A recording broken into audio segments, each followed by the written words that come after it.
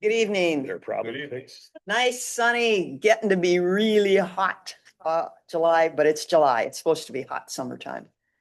So we start our meeting with public comment. And people will know we have a new podium. So hopefully it will be a little easier for people to hold all their paperwork. But you have 2 minutes. You can step up to the podium. We ask you to say your name and your address. And you can address us about anything, any topic on your mind. We do have the timer on the board, so we ask you to try to adhere to the 2 minute to allow for multiple speakers. So, and if anybody is online. Not anybody. Nobody tonight. There's Okay, one person but so anybody in the audience would like to address the Winona County Board? Please step forward. Good evening. My name is Richard Anderson, 26709 Severs Drive, Rushford, Minnesota. I've been here before on trespass and I'm back on rifles. I'm opposed to it. Number one, I don't think we need it. We've been 80+ years without them. We get a lot of people deer hunting in this area from out of the area. So we need to take a stand in our area, I believe, to do what we think is right for our community. And I think it's safety is number one concern. I have a road, I was just telling Marcia earlier, I have roads on all sides of my property.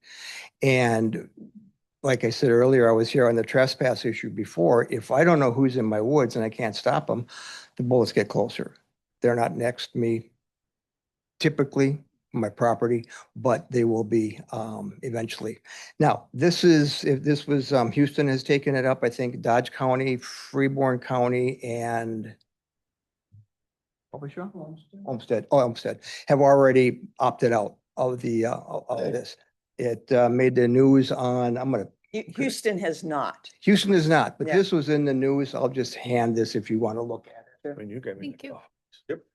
But I just don't think we need it. Guns in kids' hands, we have enough weapons out in the woods right now. I don't think we need to add this to it. So anyway, I just wanted to voice my opposition. And that's all I have. And I have 30 seconds left. Thank you. So, thank you very much. Thank you.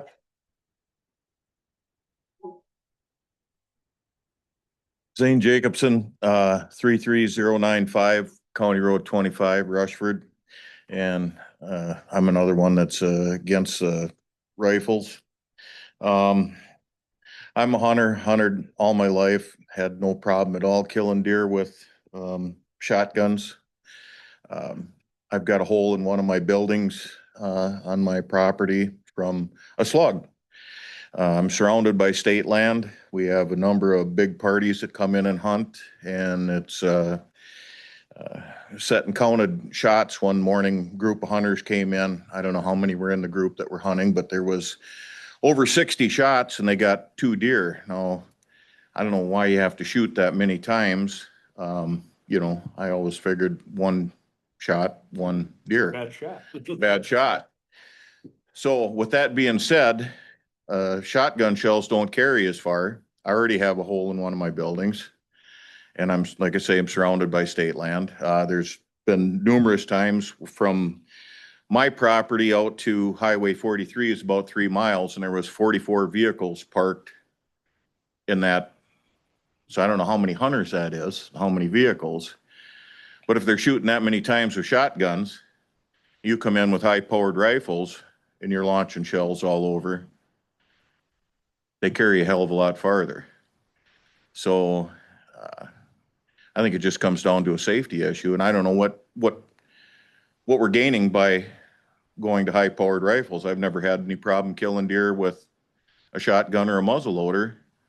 Why do we need to make things more dangerous when people are bringing their kids out in the woods and the state land, want to take their kid hunting, and you got these big groups come in pushing deer and throwing high-powered shells all over? I don't get it. I can't hardly agree with it, and I think anybody concerned about safety would see it that way. So there you go. Time's up.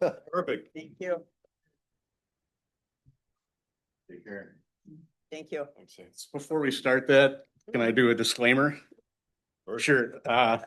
So as a disclaimer, I am not stating anything, any beliefs on behalf of Winona County Sheriff's Department, Winona County ERT, or any affiliates in regards to law enforcement. I'm solely here as a citizen of Winona County.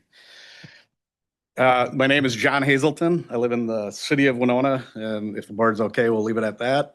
I am actually in favor of the rifle zone. And if we were in a court of law and we had time to go through all of my credentials, certificates, and training and expertise, I would be considered an expert in the field. Listening to the last gentleman speak, he talked about hearing 60 shots near his property when there were 40 vehicles near the property. This isn't going to change the amount of hunters that are in the woods. What it will change, it'll change the amount of shots that are being fired.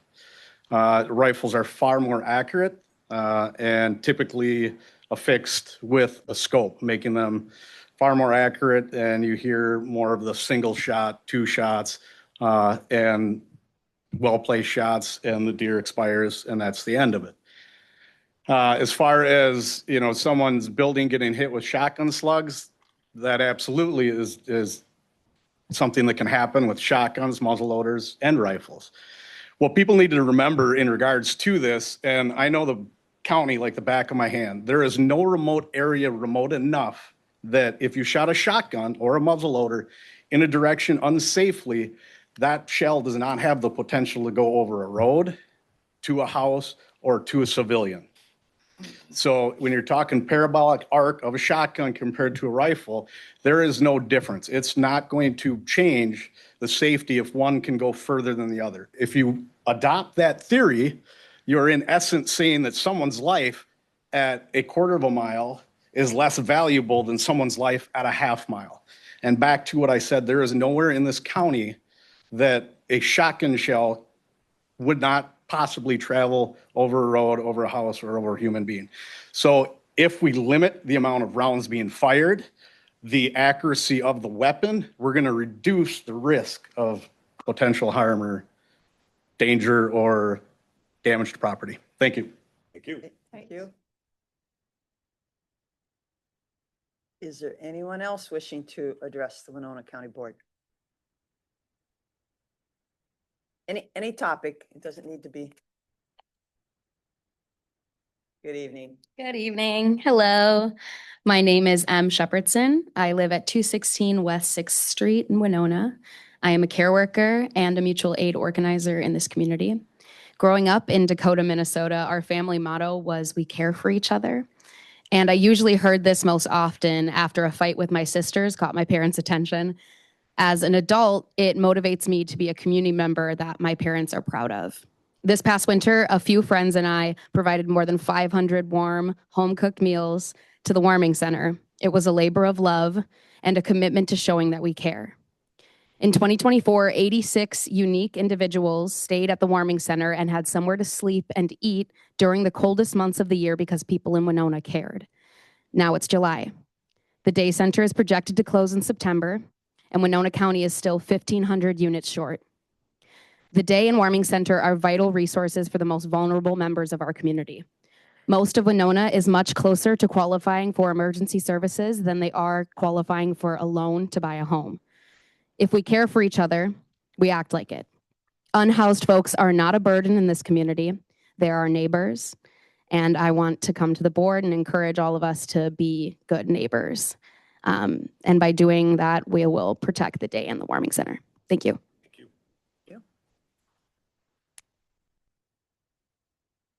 Is there anyone else wishing to address the Winona County Board? And this will be the last request. Anybody else wishing to address the Winona County Board? Okay, all right. Thank you. We'll move on to item number 4, approval of the county board meeting minutes from July 8th, 2025.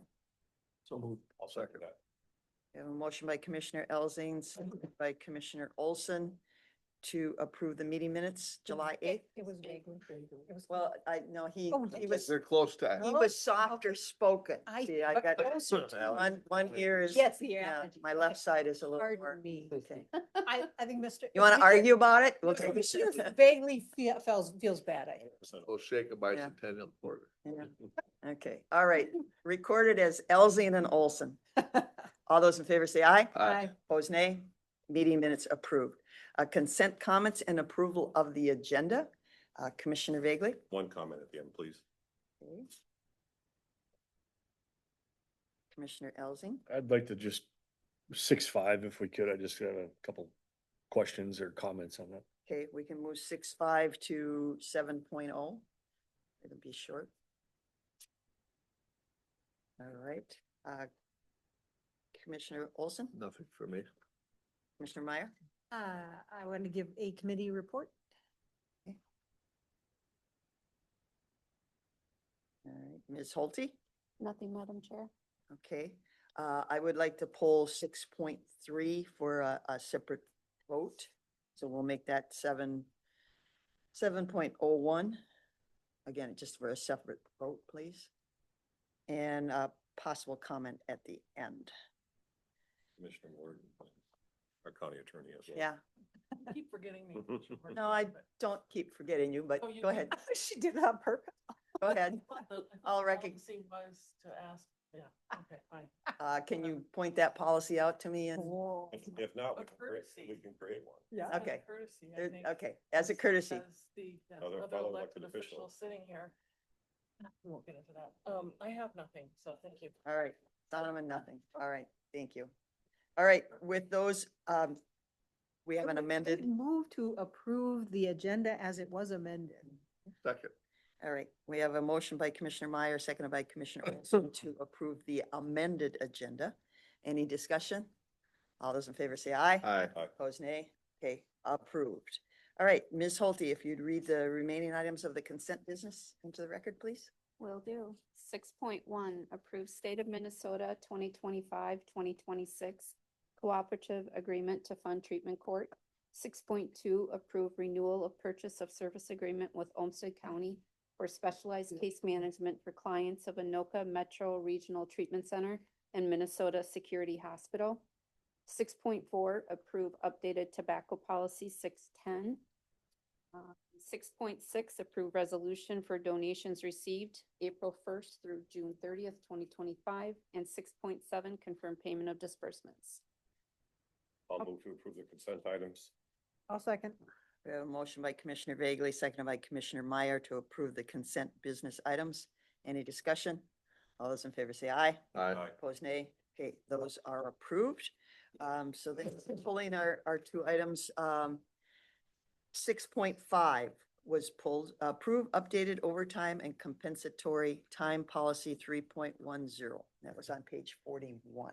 I just wanted to bring that up and thank you. I actually had to call Marcia on a separate issue and she filled me in on some of the information that you had given her. And my question originally was, and with my travels, I haven't had time to do this, but was, are we seeing an increase in that? And it was confirmed that that is going up. Now, as I alluded to in our conversation, I just said, well, a lot of times that's, the argument's going to be, it's a proof that we need more staff or something to some extent. But really, is there, the department heads, overtime's a big thing in any business and in any agency, I guess. Is there, how closely is that being monitored? Are we setting standards? I know in my company, I set standards and say, hey, you at 40, we're done. And then we'll review what needs to actually happen versus what's nice to happen. What are we doing that's a pretty big number, 800 or on track for 800 and some thousand just in overtime and compensation. So that's not a small number.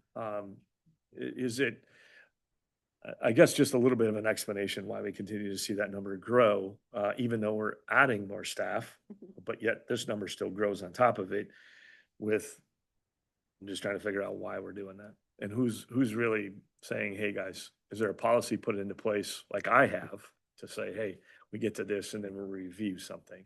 So. Madam Chair, may I? Yes. So there's other pieces to the equation. So the request was how much overtime have we expended? And so we gave those dollars. But what's not reflected in those numbers is the fact that we pay overtime when we're short-staffed. And so the salary line items are not getting expended, but the overtime is showing. Do you see what I'm saying? Well, I So do. by not looking at, well, what didn't we spend in the regular wages, we're really not seeing a fair comparison on budget. But overall, if we continue, if the idea of adding more staff to fill the void, but yet we still continue to spend more money on overtime, I would have to think that if we're adding full-time staff, we should see a reduction somewhere else, correct? We're seeing a reduction in the regular wages. Oh, gotcha. And let me just give an example, if I may. So the dispatch center is a prime example. So we budget for some overtime because it's just gonna happen. And then we also budget for the number of staff that we need. Well, when you have turnover and you're 3, 4 people down, you're paying that much more in overtime, but you're not expending your regular line item for wages. Do you see what I'm saying? I So do, it's yeah. really not a apples to apples. But overall, we're still up in total amount of employees, correct? I think we're one, well, other than the ones you. But if we went you're back 2, 3 hiring years new ago, ones. since I've been on the board, you know, we've continued to add employees every year, but yet this number continues to go up with it. In 2025, we did. Otherwise, it's been one position that has been increased to the number of FTEs. Commissioner Meyer. Yeah, so just to clarify, what we're saying is that we have vacancies, We do. and when we have vacancies, sometimes people have to do overtime. It is not justification for increasing staff. Right. And it is not that there isn't sufficient staff, it's that we have vacant positions. It's a Yeah. combination because there are areas that we are short-staffed and they are asking for more staff.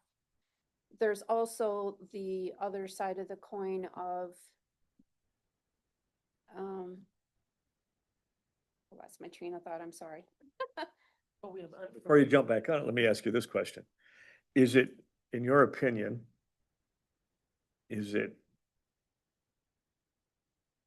cost neutral? Are we ahead paying the overtime? In some areas, yes, in some areas, no. Be interesting And to to see. answer one of your previous questions about who's monitoring, what is our policy? So depending on the department head as to what they are establishing as their policy, if you will. The direction from me as the administrator is, we don't pay it unless we have to. Mr. Who are Okay. you? Smith. Elliot. Finance Director Elliott. Yes.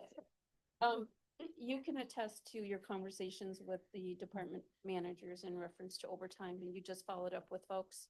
Yes, yep. Yep. And I can confirm what you said about the dispatch center. A lot of it's driven by vacancies that they have. So when they have mandatory staffing, so they've got to put a certain number of bodies in that room over there. And sometimes they've got to pay people overtime because they just don't have enough people.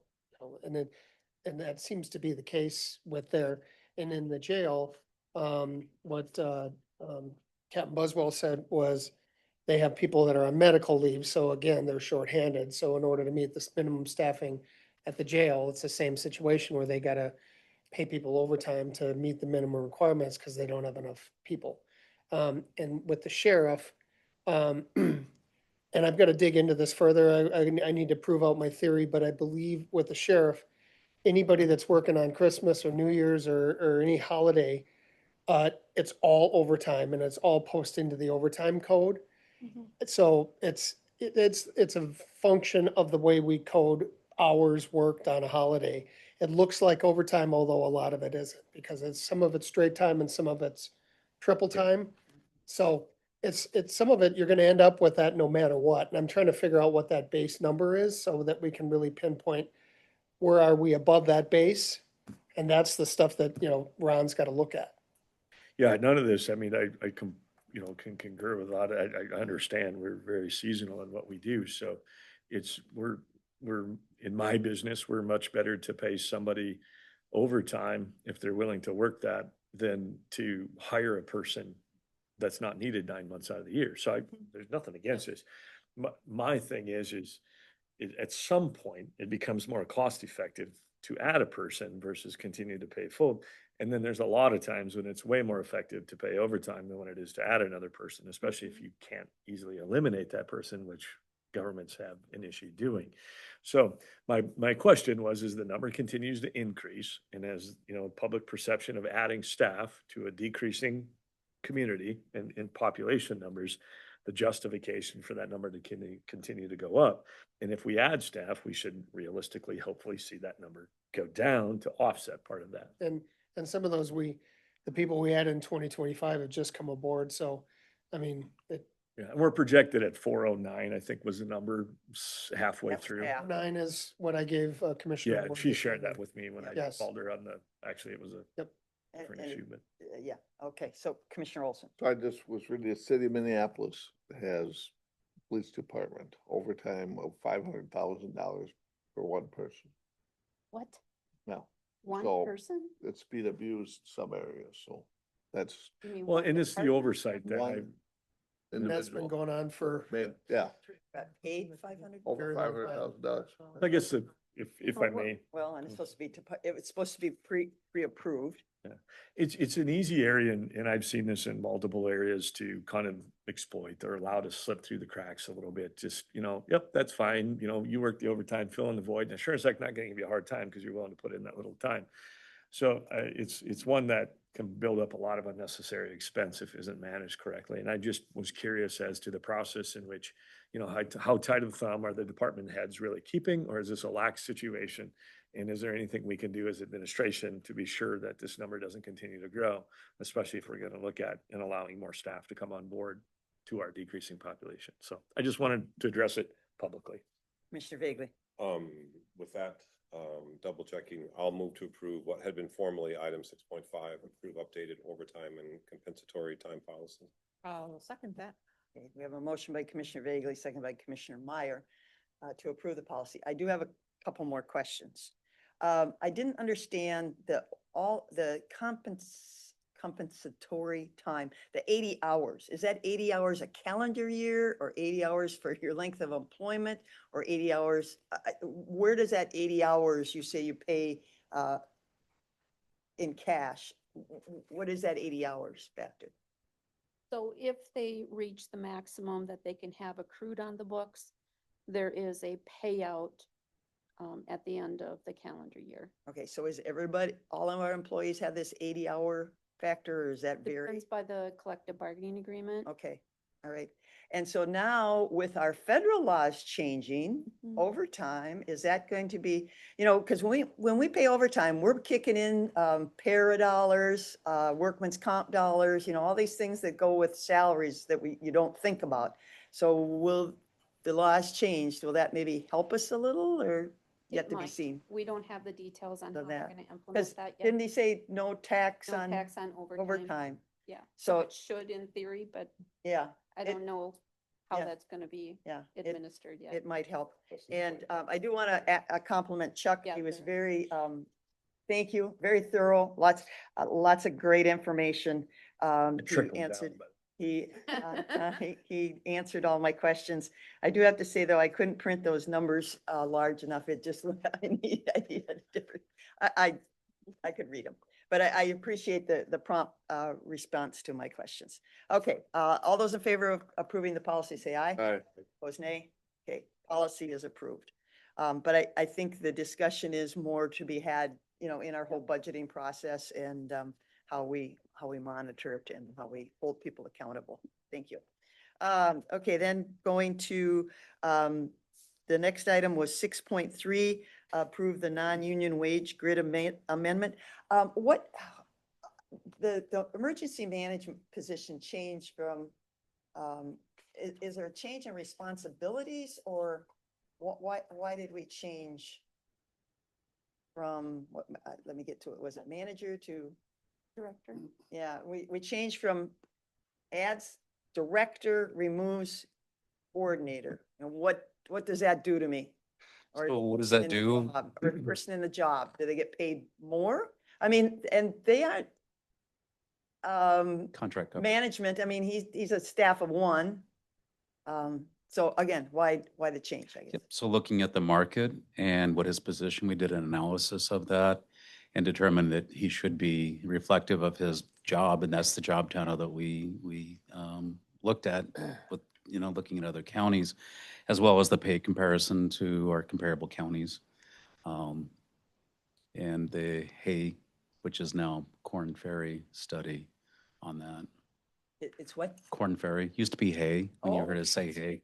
The name changed to Corn Ferry, so, yeah. It does, and Maybe more Midwest. Iowa and- term. yeah. Corn Ferry. I didn't bring that with me, Okay, all right, but that's why it was. Okay. So, and it took us some time to get through that, okay. so. But unfortunately, no pay for performance issues are related to this. I have, Madam Contract. Chair. Yes, So- Commissioner Meyer. Am I right that at the pay scale that he was at, that the individual could have potentially gone back to being a deputy sheriff and made more money? I believe so. I mean, because Probably with you look overtime. at our comparisons, yeah, the overtime definitely, but you look at the comparisons, it was under, and that's why we so chose to make that recommendation. Commissioner. Did you want me to answer your, oh, good. No.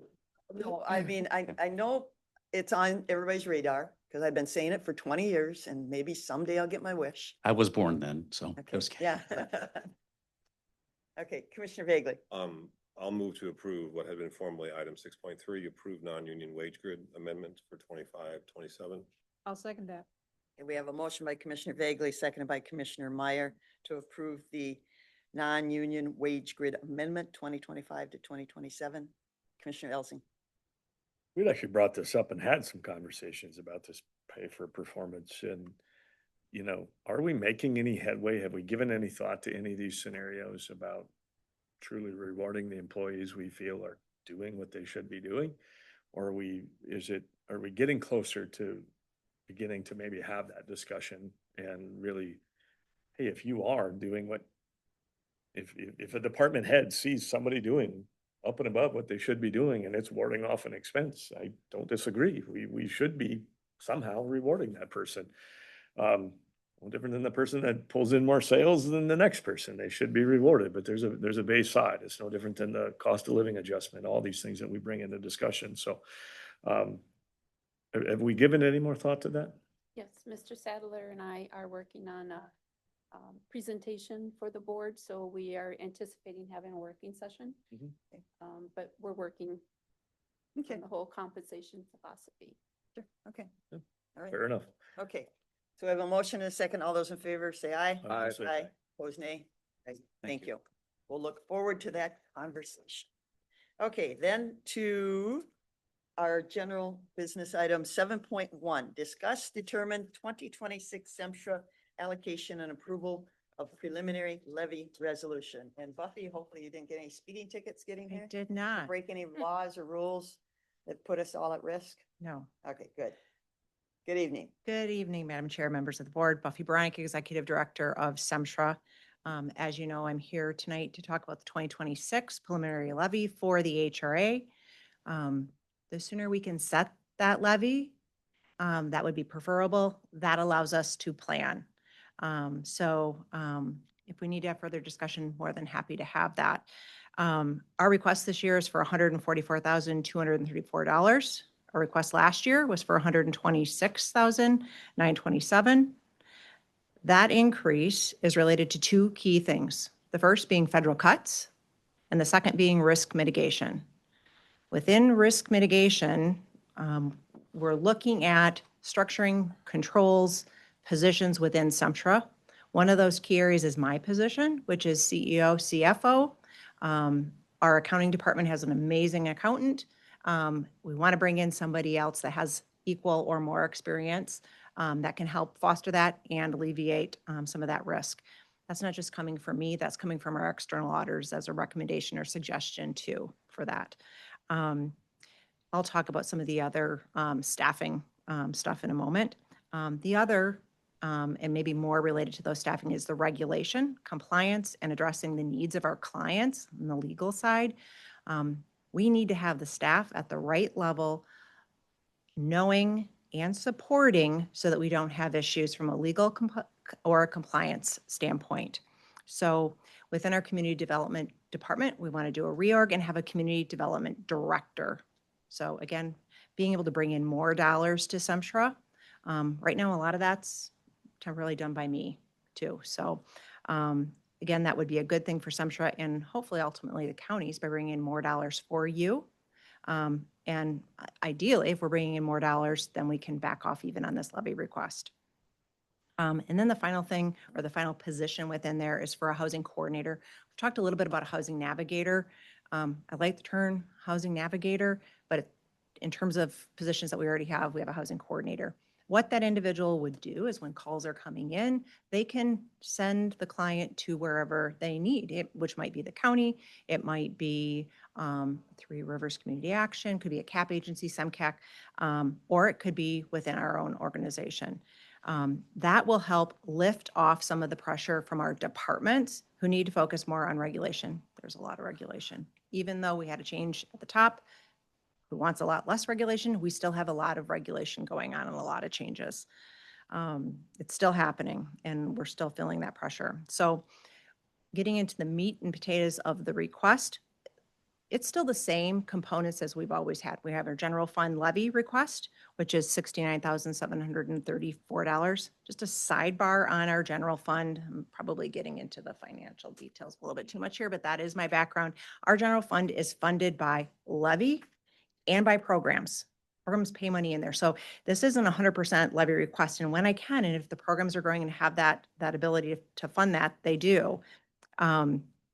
Otherwise, we're having to come in and fund it with a levy. The key piece within there is a shortfall within Section 8. So top level, federal government is saying we need to cut, we need to keep our assistance to individuals the same. So what happens?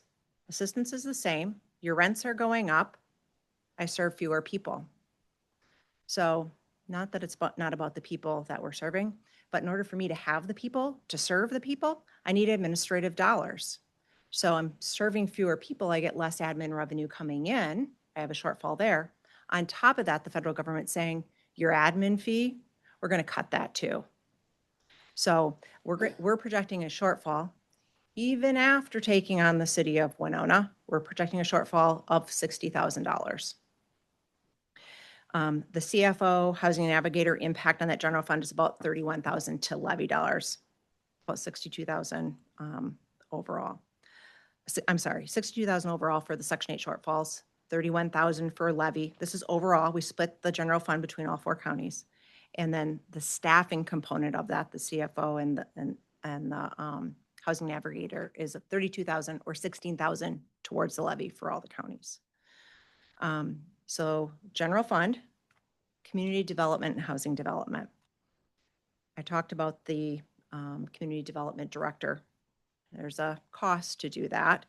And what we are requesting is that all 4 of our counties pay for a portion of our community development department.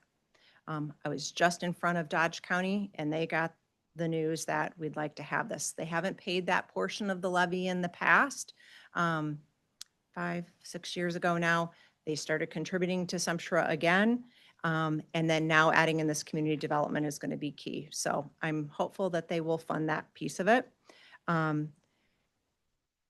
Of our 3 FTEs, in order to fund the community development director and this department, we are going to need about 0.7 of an FTE funded by the counties. That's roughly 0.2 of an FTE by each of the counties, or 0.1725.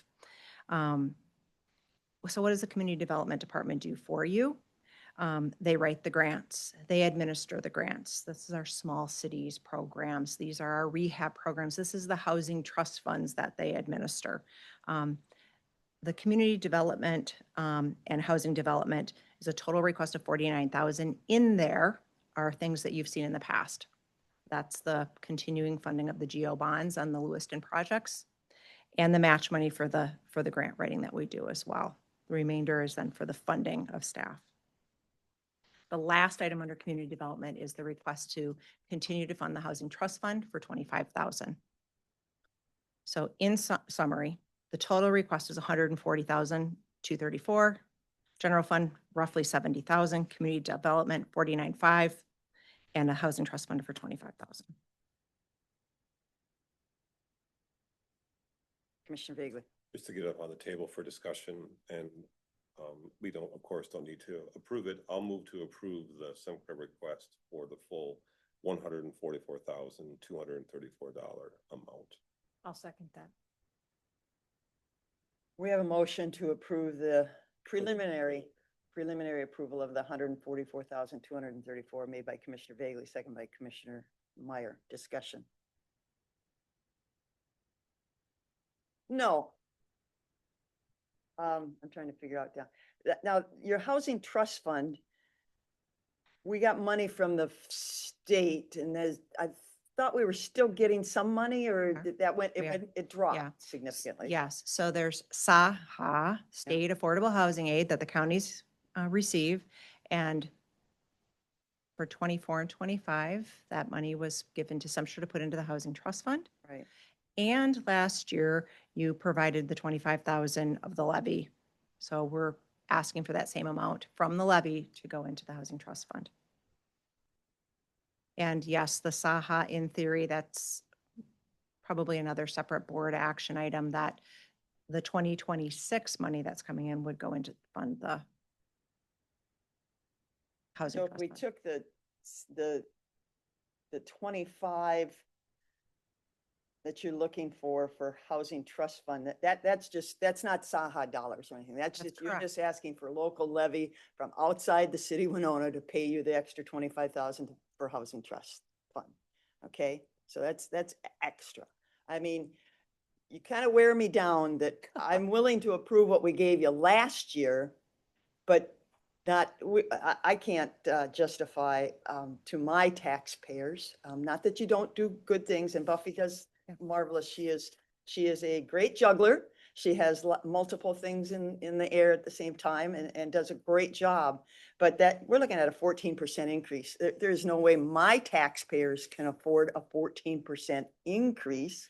That's what you say you're looking puzzled. That's I was the just gonna, funding. I was looking really quick for some numbers to put that on a taxpayer basis. I mean, I think we're talking, Yeah, it's Cents, pennies per, pennies. but again, it's Yeah. it's my cows, my pigs, my chickens, my corn, and my beans paying for it. And, Yeah. if you've gone to A the grocery dollar or two. store lately, it just, every expense is up significantly.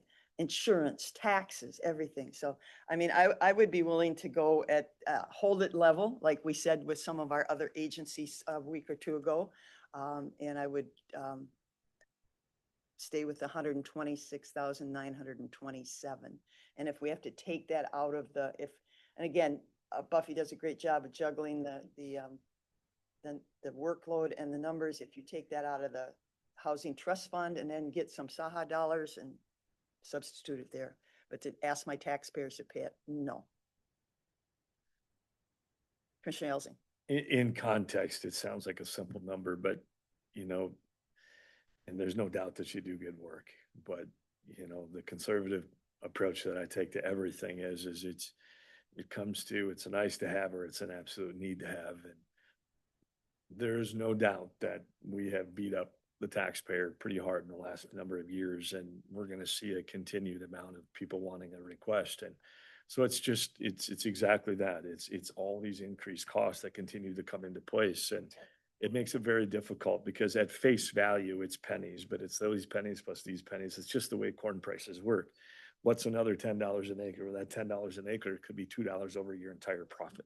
It sounds small when you're dealing with something as expensive, but when it really comes at the end of the day, how much expendable income, and we continue to compound the expenses on the taxpayer, not just what we do, but what they're faced with every day just to survive. So it's difficult for me to give somebody a 14% increase when we know there's other people that aren't even going to ask for an increase, maybe out of the kindness of their heart, and just do the best that they can. So I'd have a hard time supporting that, but I would support it at the standalone and leave it to what it was last year. Commissioner Vagley. I'm going to vote yes, because a couple of reasons. I think that's another example of being penny wise and pound foolish. You might, if you kept it at the same amount, you would save $19,000 roughly. but what you would lose, especially in possible match grants, et cetera. That's correct. And it's not just, especially, what I'm especially interested in is redevelopment and rehabs that the program does. I think it'd be foolish not to do this. This is different than the outside agencies that we looked at 2 weeks ago. This is a proactive agency that frankly, if we saved $19,000, it would cost us more on the back end, I feel. And this is set in the preliminary levy. We'll have to do the formal levy approval later. At some point, Buffy, if you could provide us like short bullet points about what you're able to do with more dollars. Okay. The financial background is really helpful and good, but like with this additional funding, we're able to do this or not lose. And in some ways, what you're doing is you're playing defense. Like last night, I was at a board meeting in the Hiawatha Valley Health Center. One of the big concerns is to meet these new federal guidelines in terms of eligibility and work requirements. It's going to require more staff time. And they don't even know how often. No one's even, they're sure, is it a monthly? Is it every 2 months in terms of work verification? You're going to need more staff to administer the additional work requirements, et cetera. So in some ways, it's you not doing more. It's just you not losing services or options for people in terms of this. Housing is still a very important issue, both connecting people with starter homes, but also especially the rehab work that you guys do. And thank you for that. Commissioner Olson. The auditor's report for risk mitigation, was that a suggestion? That was a suggestion, yes, not a requirement. It was not a finding. It was a suggestion. I've read that several times for several organizations, so I'm not going to support the motion. To Commissioner Olson's point, it seems like that's a buzzword for every auditor. They think you should have 10 people looking at the numbers so that there's no chance of, and in small organizations, it just doesn't happen. But it seems to be one of their buzz phrases that they like to put in everybody's audit report. One of my contentious points is what is the city of Winona contributing for SEMSHA running their housing Section 8 program? I believe it was $1,200 this year. That's not enough. That's not covering the cost of running that program, and we're running it. And again, that's my rural districts, Commissioner Elsings and mine, paying this to fund the city of Winona's Section 8 housing. And we just had this discussion about the warming center and the homeless and the people in affordable housing. People, that's not fair that the bulk of the population that is looking and asking and putting demands on the SEMSHA organization is not covering their costs. So again, and Buffy knows this, I said, go ask him for more. It's a city council. I know there's a city councilman there and he's playing like he's not listening, but I think he is listening. Madam Buffy, Chair, yes. I need to address Commissioner Olson's comment on I do not support the auditor. So Yeah. full I disclosure. said the motion. The motion, Yeah. okay. So if you're not supporting the motion for the full 144, maybe I need to understand that better before I fully disclose what I'm thinking. I need to understand what you're not supporting. Are you not supporting the CFO or are you not supporting? I'm not going to support the motion. Okay, all right. Old question. Okay, we have a motion to approve the preliminary at the full amount of 144,234. All those in favor say aye. Aye. Opposed, nay? Nay. Okay, so the Madam motion Chair? fails. Yeah. Yes, Commissioner Meyer. May I ask Commissioner Olson a question? Okay, and potentially for you. All right, so the 69,000 general fund expenditures and the one bullet point then is incorporate staffing and auditor risk mitigation restructuring. Since Commissioner Olson asked a question about that, is that the portion that you are not interested in funding? Right, I think we're all being asked to do more with less. And to add staff in this time, is questionable. Okay. And But I understand the request. I don't. I need you to be very specific on this because if you fund me and I will be happy to take the 126,927 and I'm going to go forward with everything but the housing trust fund. But then I don't feel as if that was I have a concern about that I'm not addressing your point then, Commissioner Olson, because I would be funding the CFO if you give me the 126,927. Do you see what I'm saying there? Am I as clear as mud? Yep. She's as short staff as anybody is in these roles and responsibilities. And trying to do, and Buffy, it to her credit, is trying to do some, what's the term? Organization, What, reorganization. well, reorganization or succession planning Yes. and stuff, because, you know, she has an aged staff and they have, there's some burnout there. So I think she is trying to address that. I guess sitting on the board, I understand that, you know, to a certain degree. And so I'm saying, well, again, Buffy could take the 126 and figure out what she needs to do with it. And if we take the 25 out of the housing trust fund and then hopefully maybe get something, you know, from a Saha dollar account or something to supplement that. Mr. Olson, are you willing to go above last year's amount at all? Yes. You are? Would you like to state a number?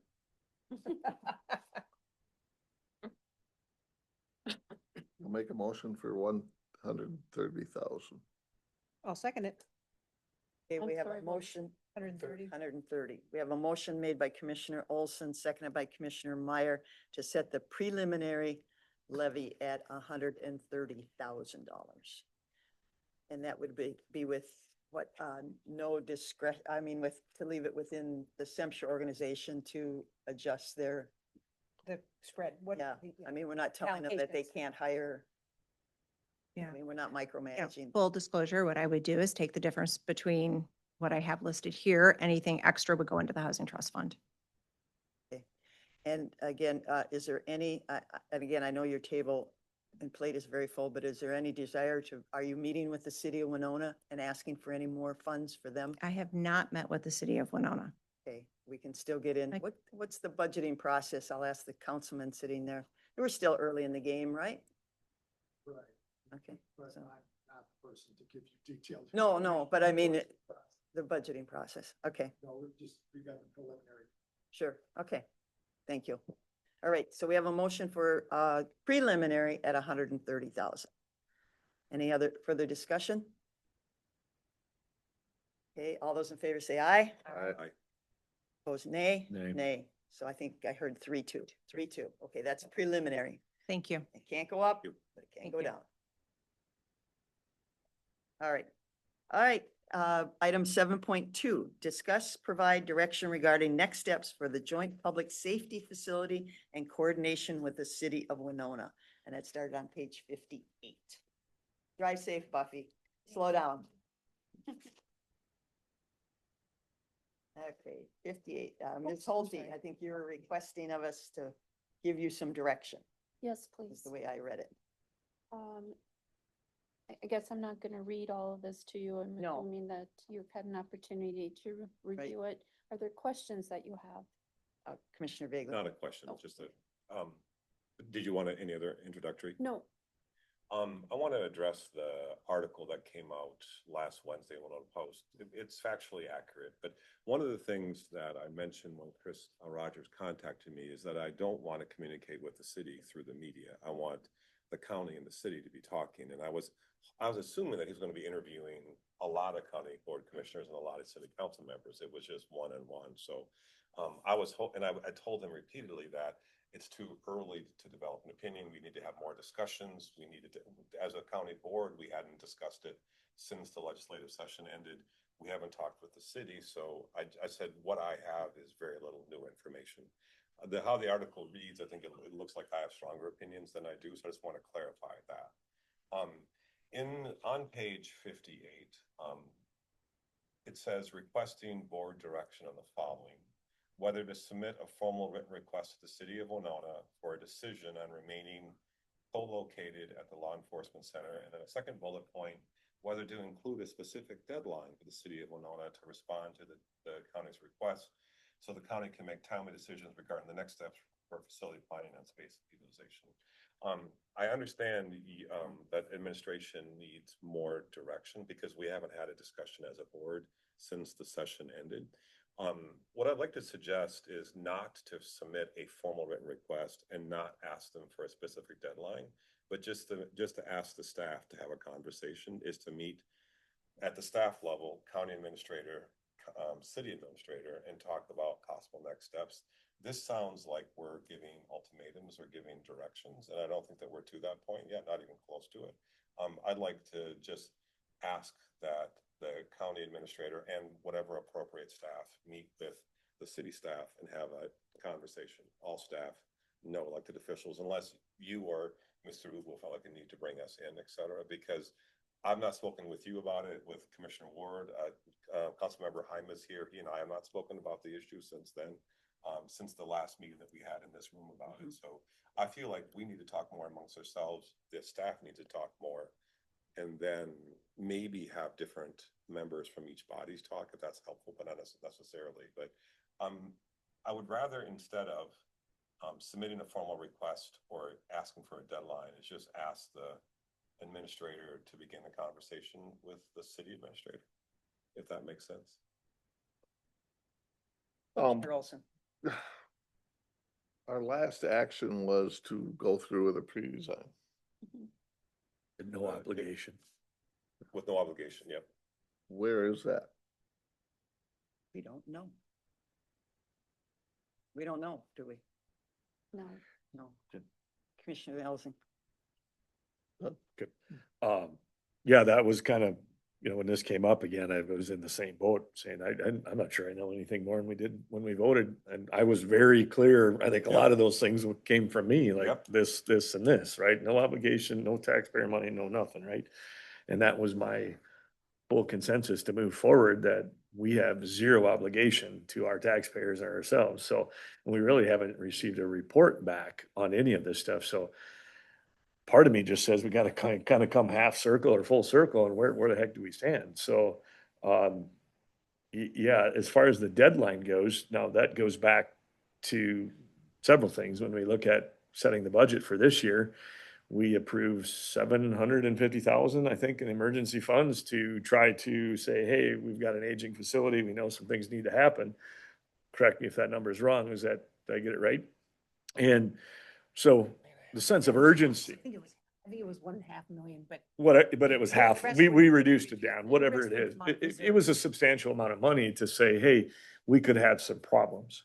So at the end of the day, saying, well, we could be shoving money into a dead object here, I feel as though there is a little bit of a time sensitivity here that, hey, we kind of gotta move this thing forward. No. And we need to know what's happening. And is it an indefinite on hold? Is it, where do we go with this thing? So I feel as though we need to design something, even if it's a little bit, maybe a ways out there. But I think we do, if we're getting no information back, I think we have to kind of steer the ship then, because I don't think the ship's really being steered. Honestly, because there's nothing happening. It's stagnant. So, we have decisions that we need to make. 750,000 is three points on our levy. That's wasted if we can't come up with, and it could be 25% of a total project cost for us, whatever that is. So. Commissioner Vega. I totally agree that there are some time factors, especially on our end, and how much we plow into a building that we may or may not keep. I completely agree with that. I told Chris Rogers is that we as a county board, we haven't discussed it.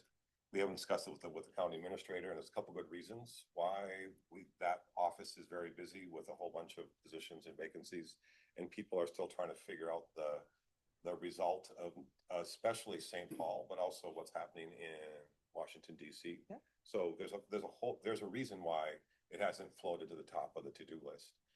So that I said, what I expect is at some point the staff will discuss it first, and then they'll bring it to the county board and to the city council for a discussion, and then maybe we can have some other discussions later. So I feel like I do think there's a need to begin to discuss timelines or deadlines, but I want the staff to be able to meet first and just update each other and look at other options moving forward. Commissioner Meyer. so the city did not get the funding from the legislature. Right. And from the article, I took away that they would potentially try the next session. Again. Yeah. Bonding session. I don't think it is a bonding year. next year. So, and at any rate, given. They seem to bond something every year. Yeah, you're now. absolutely They don't right. follow their own. But I mean, given the austerity measures at the federal level, I think they'll be struggling with their budget. So I don't see it as I don't see that it's a really a very positive situation. And I think we do have issues with the building. And I can imagine a scenario in which the county decides to go ahead and fix up the law enforcement center. We can invite the city to stay if they want to, and they can move forward and move out if that's what they want. And we could do that design in such a way that we could then make up for any shortfalls of space that we have here. We could move finance over there. We could move administration over there. We could expand our counter space, sort of the things that we considered for looking at potentially buying another building. DMV and whatever. Exactly, yes. And so I mean, I do think there's a point upon which we quit waiting and make a decision. I'm not so far away from that, to be honest with you. Yeah.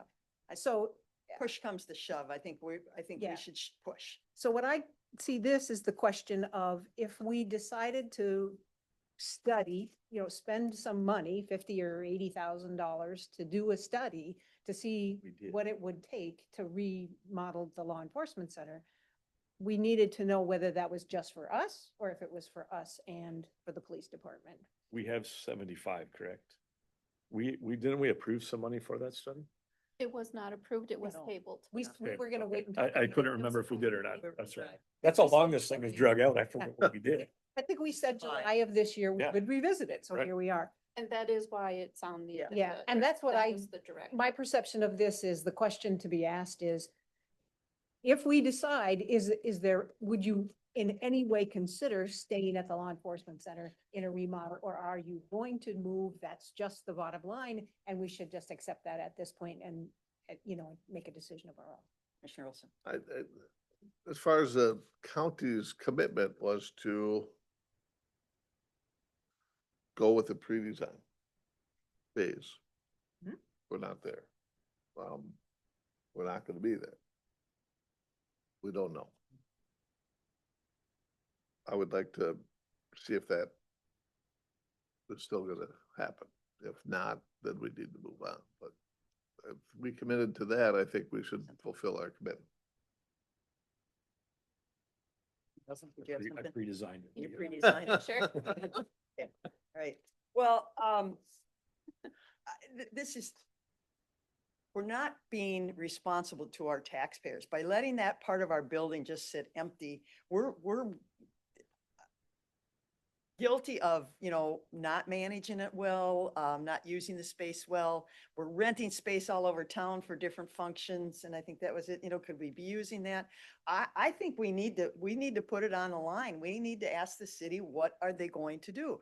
Yes, and if they're not willing to answer it right the next day, we can take that in stride, but we need some answers. We cannot just keep letting that building, when you don't use a building, it deteriorates. When you use a building, it deteriorates, but I mean, it deteriorates just sitting there. And it's foolish for us to not be using that space better than we currently are. I haven't been over there for months, but I bet you there's still old city bicycles sitting in the corner. And I don't know if they cleaned it up. There was a lot of trash and junk when we went through it, when we were deciding what we we're gonna do. And I don't know if anybody's done anything with it. It has been cleaned. It has been cleaned up. Okay. I Not like to say. 100%, but it's much Okay, but better. I haven't been there, but for us not to be using that when we're renting space in other areas of town, I say we submit a formal letter and ask for a specific deadline. If they don't answer it, then, when are you ready to answer? But if we don't put the question out there, we're just gonna keep having these staff meetings and they're gonna spin their wheels. Commissioner Meyer was Yeah, so first. Commissioner Olson, I'm curious to know if your preference would be really to maybe do what Commissioner Bagley is saying, which is to have our staff inquire with the city, where's the pre-design at, and what's Right. gonna happen? Um, And then make a decision after we know what that is. and do we even have a lease right now? No, No.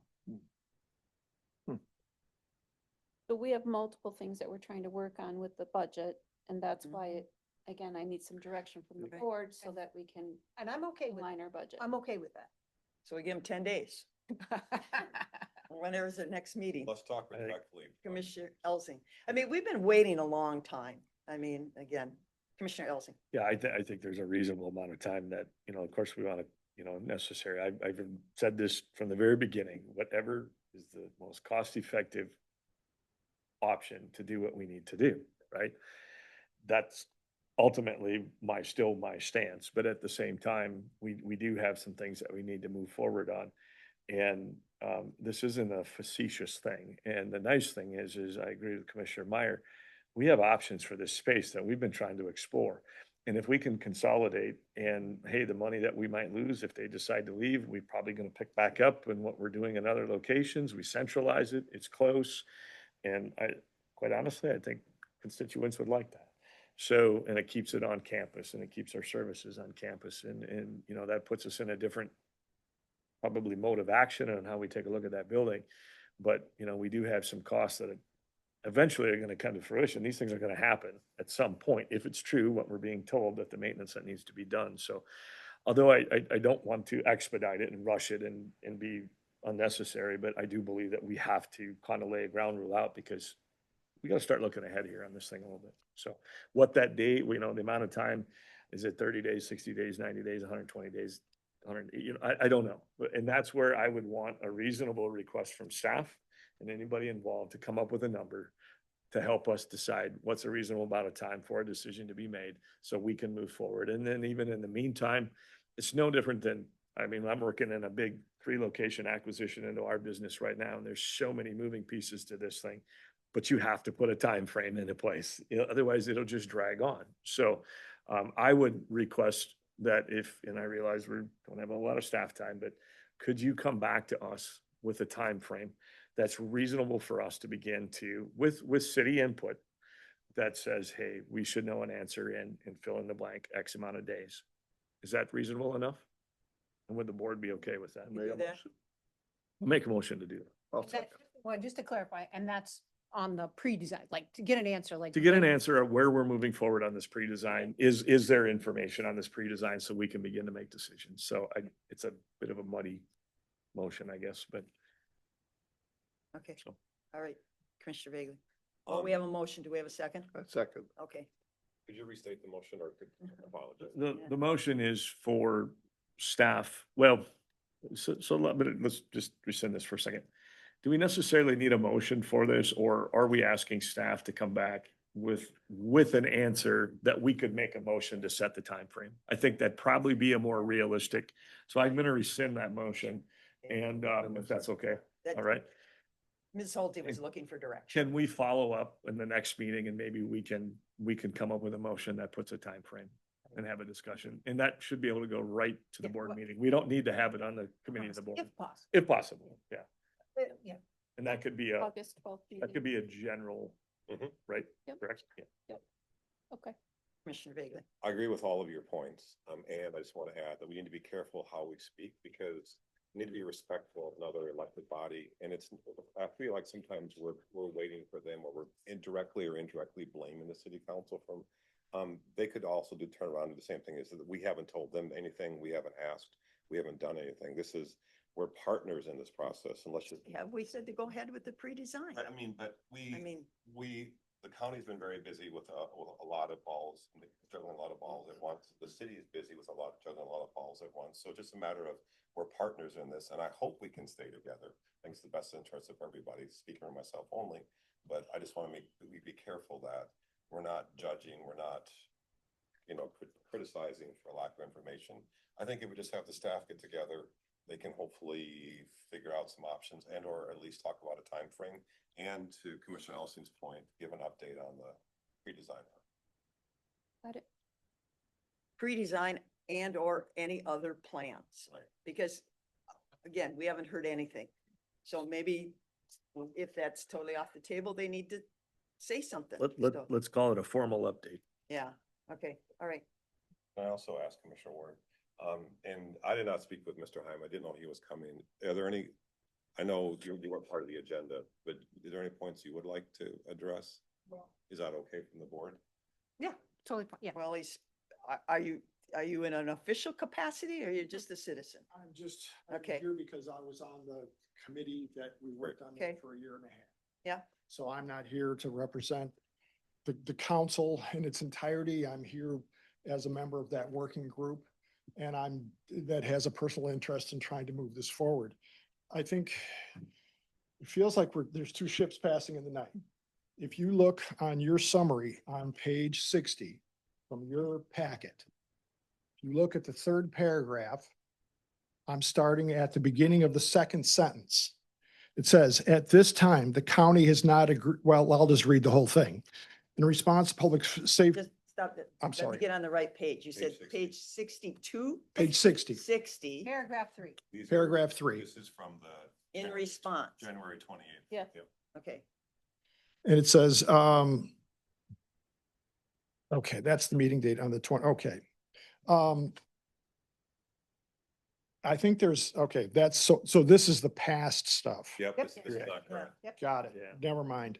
So the page you would be referring to, our last, I'm gonna Right. say, any sort of decision we've made as a Yeah. county board would be page 58.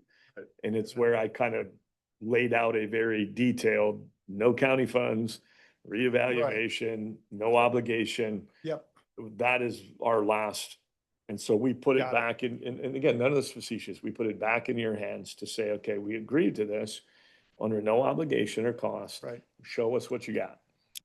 And I think, and I can't give you an exact spot as to where that's at. Mhm. I think I'm not sure, things got hung up and the part that I think is critical going forward, you had in your agenda to ask the city, what is it going to, are you interested in staying? The piece of it that's difficult from the working group is what are we being asked to stay with? Are we talking about an LEC that has a minimum of maintenance, which you list as 4 million? That's just structural. Are we talking about expanding, redesigning? What are we being asked to stay at? That has never been specified. There goes my tents out back idea. But I mean, because there was a discussion on your part of having the other group, not BKV, but the one that you, Klein McCarthy, do somewhat of a study and try to figure out, what can fit in there. So I think that's where we're stuck, Are we though? I mean, our intent for the study though was based upon, which is why we haven't done anything, an answer back on this pre-design. And I had to go back and think about this. And did we do that or not do that? Right. We had to approve that in our per se budget that, hey, depending on what the answer was, which is why we delayed this till July, Right. anticipating an answer. And then based on preliminary, what that answer might be, yay or nay on this other side, would determine we had the money set aside that we could go in and figure out what to do with that building.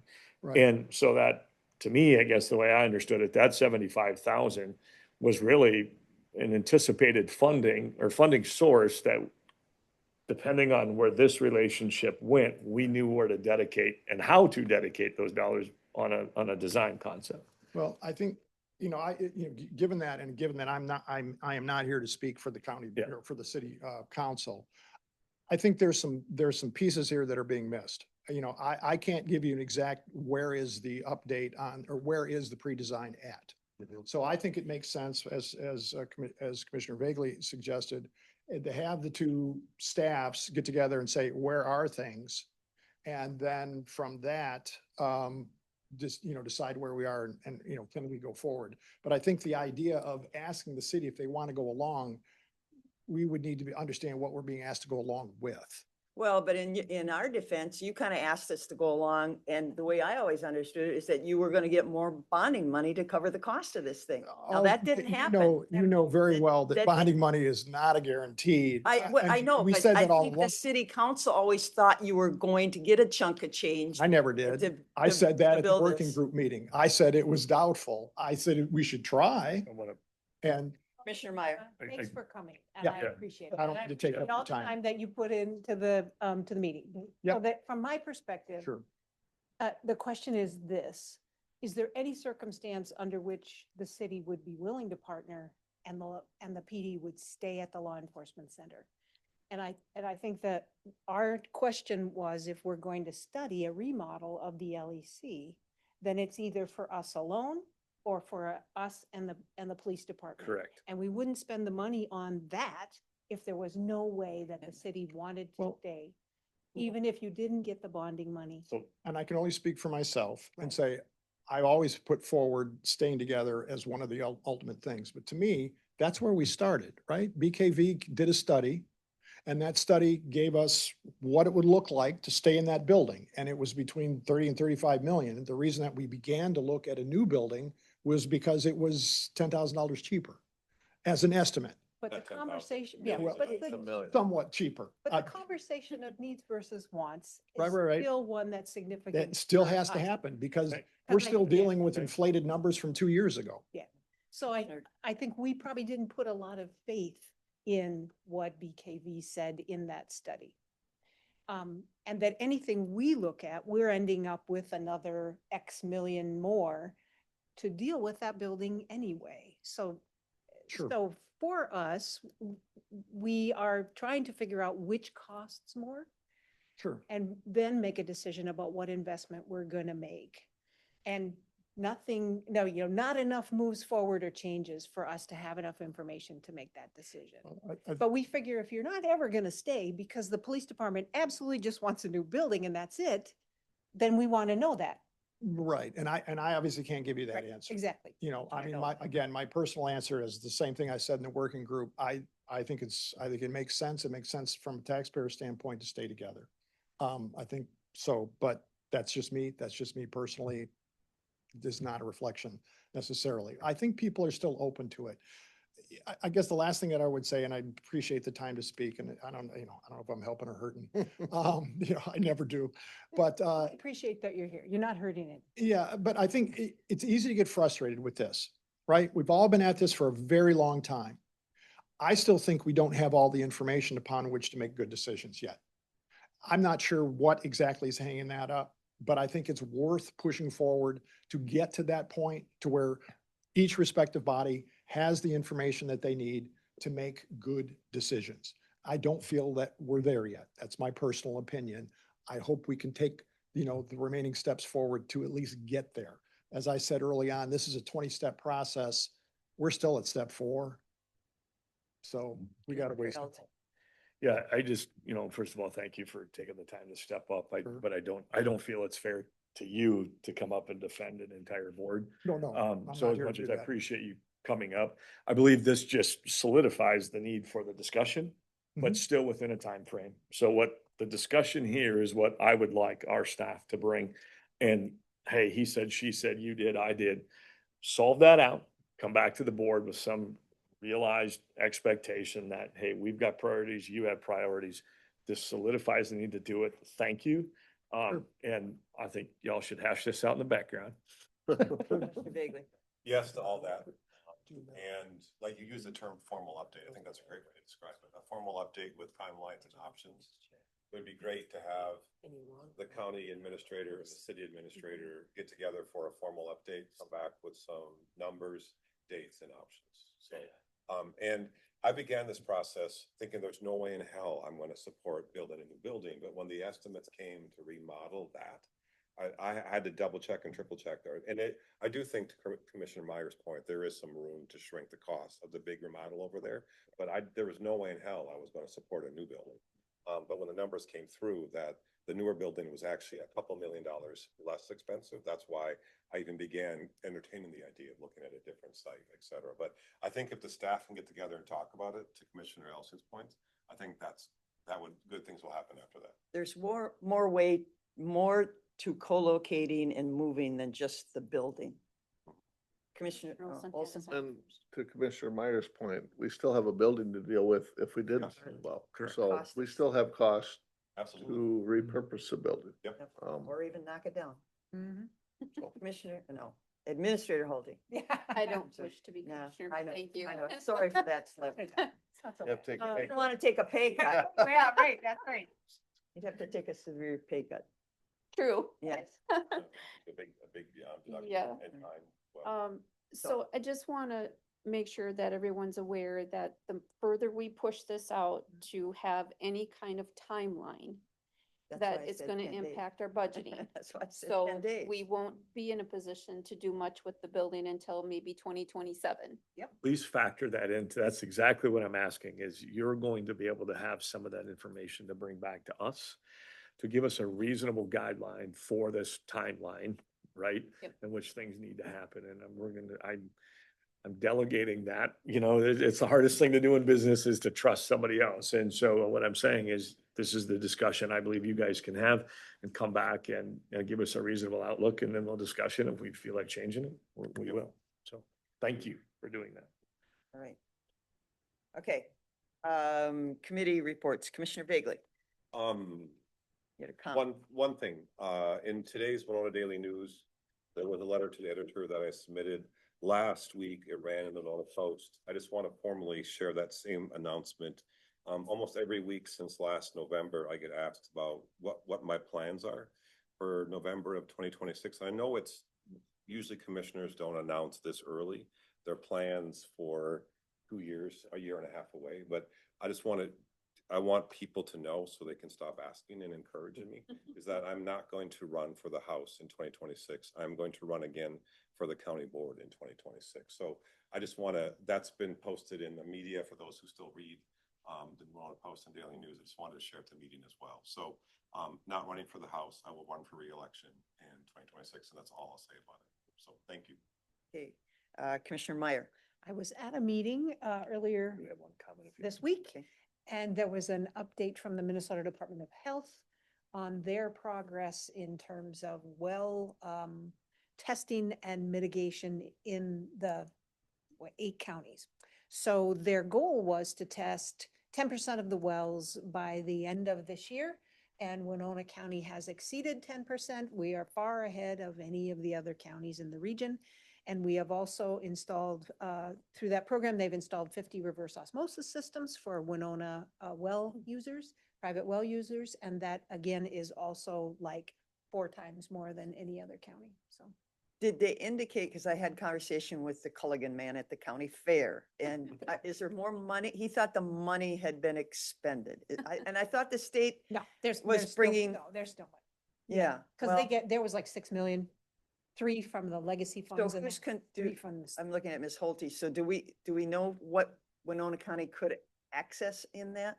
I don't think we have the new numbers for 2026 yet. I haven't Okay. seen those. Okay, yeah, because the Commissioner of Health alluded that there was more money, but she didn't have any figures either last time we had a shack meeting. My understanding is the money that counties didn't use is being put back into the pot and redistributed. Is that Okay. your understanding? They did not update us on that. Yeah, so if we could somehow find out if we have more money for testing and for more of these reverse osmosis systems, we should really let people know. Well, there's definitely free testing kits still available. Okay. You apply through Mhm. Mintap? What's it called? I think it's Mintap. Mintap. Yeah, maybe we could put something, update on our website or something in regards to that. And they sort of showed how, when they did newspaper ads, there was a spike. Mhm. And they had recently done something on KTTC out of Rochester, and then there was even Big a spike. bigger spike in Sure. terms of people requesting the Yeah, test kits. yeah, so if we can get something in the newspaper saying we got more fund, resources for that, that'd be great. Okay, Commissioner Elsing. Yeah, I guess I did have a comment. I just wanted to thank everybody that came out to the fair. It was a great event. We only had a little bit of unfair weather. It was attended very well. I stopped in and talked with Cindy Tim multiple times and a few others. So it was great to see the attendance, and just wanted to thank everybody. The good thing is 4-H numbers are up again. And, it was nice to see the buildings almost full, probably the fullest I've seen them in a while. So that's garnering a lot of attention, not just in our community, but other communities with the 4-H director and different things too, how we're growing. So exciting to see that. It's a good time. So I just wanted to thank everybody for coming out, and also the board support to continuing to fund the fair. So that's it. Okay. Well, and with that, the next big family event is Family Night on the Farm. Thank you. And that is Thursday, August 7th, from I think 4 to 8, I think it runs. And it's at the Clark Farm. Out in Rolla. Oak Ridge. Yeah, Oak Ridge out in Rolling Stone, and there'll be more information coming out about that. But again, another great community event. And I'm hoping, I was glad to see the planning people did make a booth at the county fair to gather some input. And I think they're planning to go to this event too, and maybe hopefully get some more input on our comp plan discussions. So I appreciate that. All right, with that, Motion to adjourn. Second. motion by Commissioner Elsing, second by Commissioner Olson. Any discussion? All in favor, say aye. Aye. Aye, opposed nay. We're adjourned. Thank you. Okay. Commissioner Ward, you- Gotta do Oh, that. yeah. Thank you. And then that fair, did Attorney Sonneman, yeah, did you see that?